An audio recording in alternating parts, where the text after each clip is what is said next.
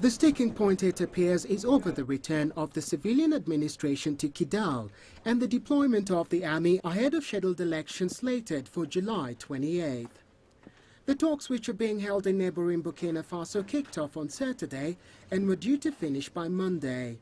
In fact, Burkina Faso's Foreign Minister Djibril Bassole even went ahead and announced that the Malian government and the Tuaregs had reached an agreement in principle.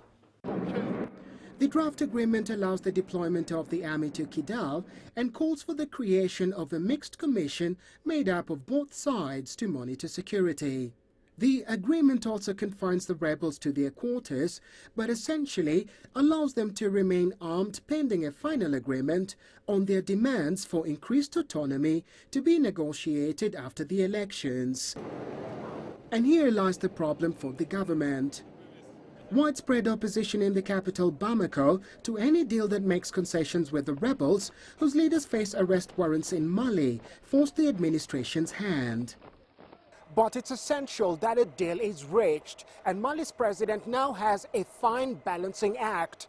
Donor countries have already pledged over $4 billion to help rebuild the country, but that is pegged on Mali holding a credible poll, which in turn depends on an agreement with the rebels.